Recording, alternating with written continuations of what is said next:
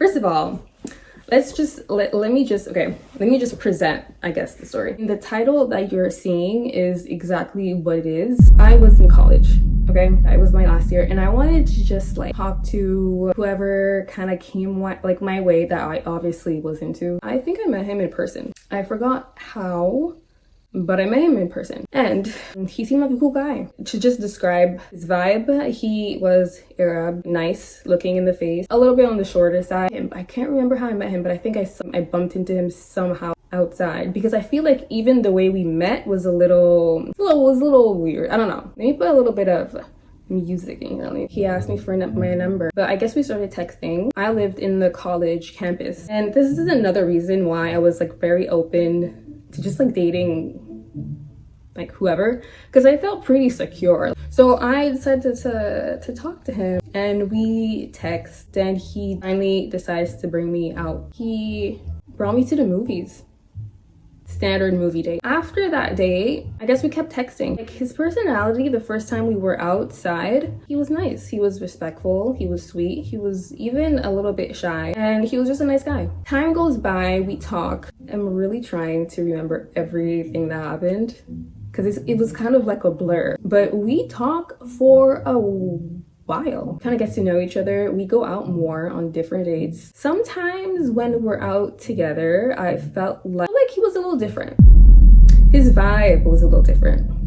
Like, a lot of the times, I just remembered something. He would drive me, like he would pick me up from the campus. We'd go on the date or whatever. A lot of the times I realized as we were on our way to wherever we were going, he would seem like he would kind of freak out. Like, while he was in the car, he seemed like he would kind of freak out a little bit. He seemed a little bit uncomfortable. He was visibly uncomfortable in the car. I would just like kind of look at him like I didn't know what was wrong with him. And he had to stop the car. Like, he would go at the gas station just so he could just like stop the car, park it, get out of the car. I feel like get some fresh air. He would like pretend, walk in the store, maybe buy something, and then get back in. That would happen a few times. He would come back and hang out on my dorm. He was supposed to have ID, and every time he wanted to come back in the dorm with me, like, he'd have to pass through like, you know, the lobby or whatever, and then you need to like have an ID. He never had one. It was always like a thing. He always had to talk to the people in the lobby and then kind of like plead to them and like make a whole, not a scene, but it was kind of like always a thing every single time. I don't know if they knew him, but like it was like a thing. He would always have issues like getting through. But as I was hanging out with him, some days he was very chill, confident, nice. Other days he would come off completely different. Like, to the point where I would notice his attitude would be different. And it's not like I would say like his mood changed, like his vibe was different.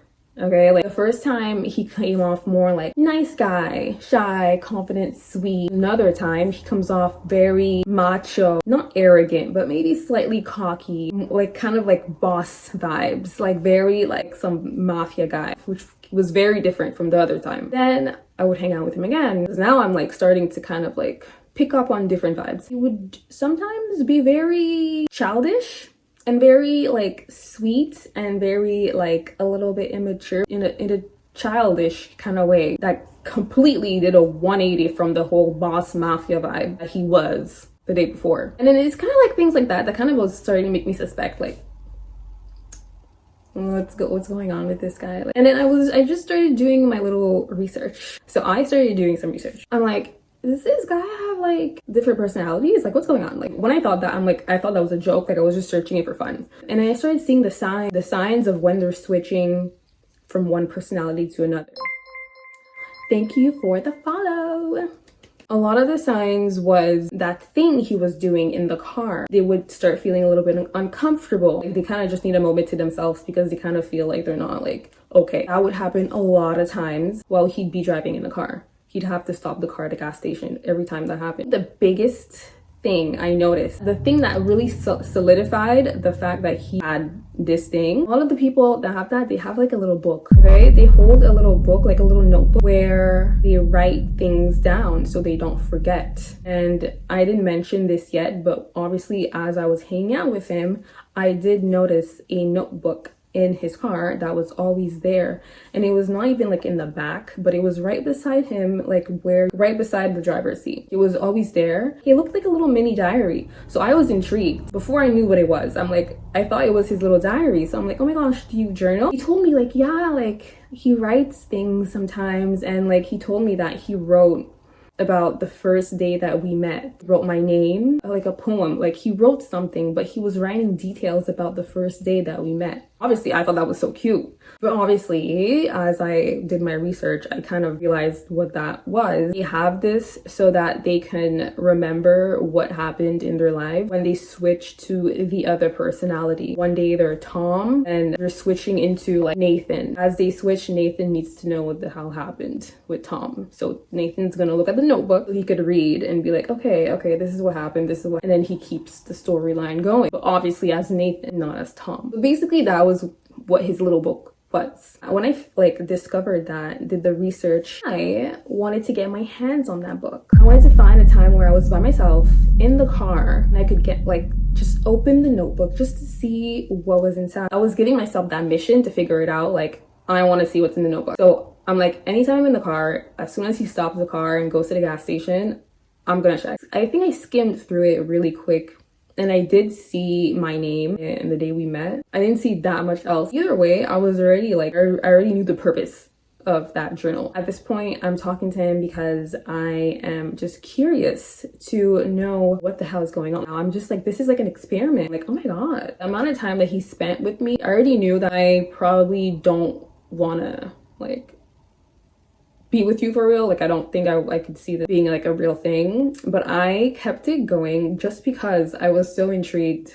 I was so intrigued. That was what I was seeing, because like we would be out a lot. So one day he would be this version of himself, another day he'd be like a completely different thing. And at some point we were on the phone. I think he was about to admit something. But before I say that, other things that I did notice, the nice guy, which was his like original personality, and there was like the mafia guy, like the boss guy. Like he was super like macho, cocky, like whatever.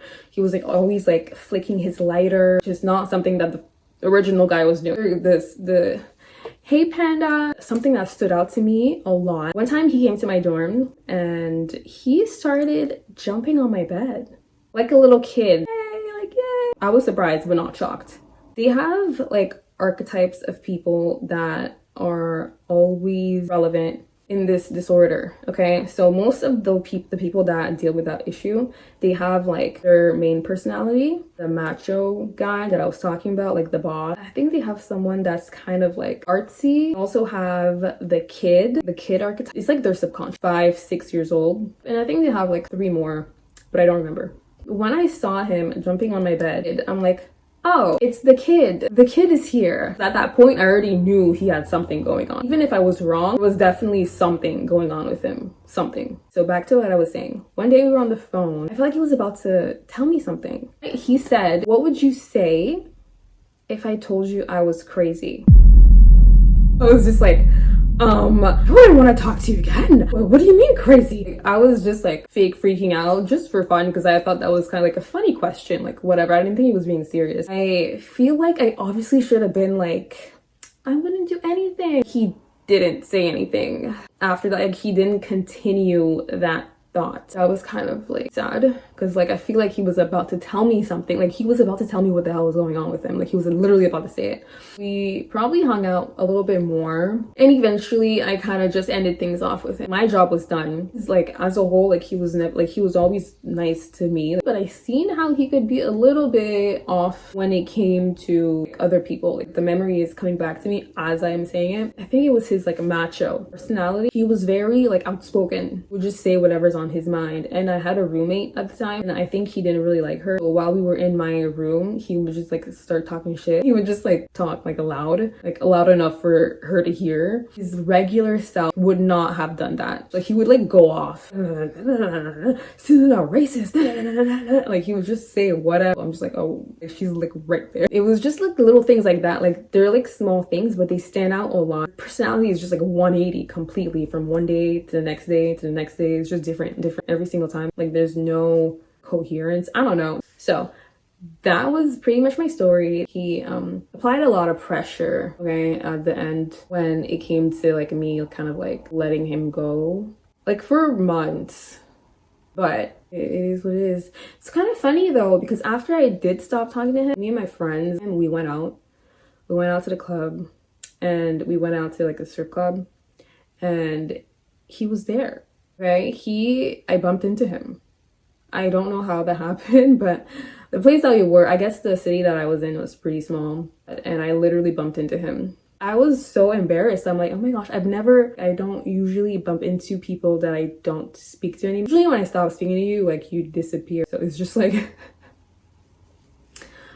that was an experience, but it was a cool guy. Like even bumping into him, it was not like bad. I just ended like that, and it was a cool experience. During that period, I kind of did so much research on these types of like disorders because I thought that was like so interesting how people are like dealing with that. I feel like they changed the name of that disorder though. Yeah, that is basically the story. I really wondered what he would have said, like what he would have told me on the phone if he